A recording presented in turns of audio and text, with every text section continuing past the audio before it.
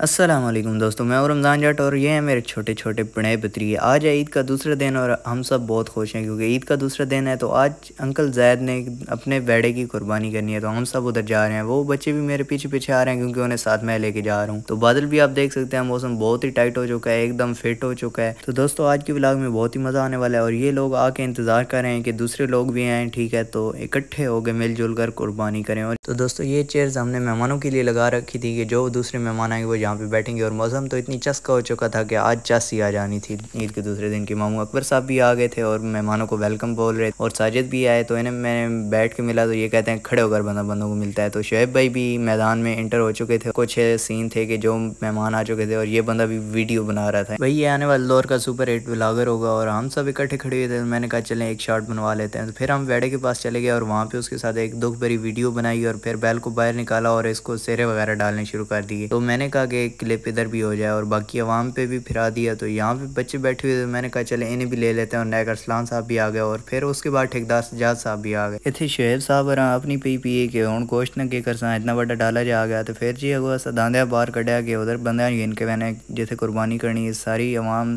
दांदे ने पीछे पीछे दान मोया कि ठीक दान जो ही मैदान में पहुंचने गया था अवाम सारी इकट्ठी हो गई थी। दांदे बेरी ना पता नहीं क्योंकि इतने बन के डसा ही ना दांत उठ के नस पाए। बाकी गड्डियाँ शड़ियाँ खड़ी हुई है साइड तक खड़ी कर दी ने। तो बाकी अवाम भी इकट्ठी हो गई, ठीक है, चेक कर सकते तुम बड़ी अवाम है जी दांदे वेखण आई है, ठीक है। फिर जी दांदे नहीं हड्डियाँ शड़ियाँ बन के तो लोग इंतजार पे करने हैं। डाला उधर खड़ा हुआ तो मामूरी माँ आखने भाईवान जैसा अंदर खड़ा करा। मैं आके जी कोई मसला नहीं तो डगम सा रखिए। तो मैं अंदर आया डाले अंदर खड़ा करने की कोशिश की थी लेकिन बड़ी गड्डी गई तो मैं अंदर खड़ा कर ही देता। बहरहाल शुएब भाई यारी दो शाहपुर गिन के इकट्ठे खड़े हुए ताकि भाई भला बहुत सारा गोशत कार गिन के वसा। तो बंदे सारे होने इकट्ठे थी पे गोशत क्योंकि वरती ना पे है। मैं भी इतने खड़ गए अपने क्लिप च आ गया फयाज भाई नाल। तो लोग मिनट दी पे तकने फिर लोग खुड़ गए जी रोटियाँ। तो चेक कर सकते हो सारी अवाम रोटियाँ लगी खली जी। बाकी मामू अकबर और चाचू अमानत भी रोटी खिला रहे थे और उमर भाई भी खिला रहे थे और बाकी सारी अवाम खड़ी हुई थी और नायक मिसबाह साहब और चाचा जैद, ठीक है। तो फिर हम निकल पड़े एंजॉय करने के लिए थोड़ा क्योंकि गर्मी बहुत ज़्यादा थी। तो फिर हम पहुंचे कमरान असलम साहब के टैंक पे और वहाँ पे हमने थोड़ा बहुत एंजॉय किया, खूब अलग उला की और फिर हम घर के लिए रवाना दवा हो गए। और आज के व्लॉग यहीं पे एंड करते हैं इंशाल्लाह, फिर मिलेंगे, अल्लाह हाफिज़।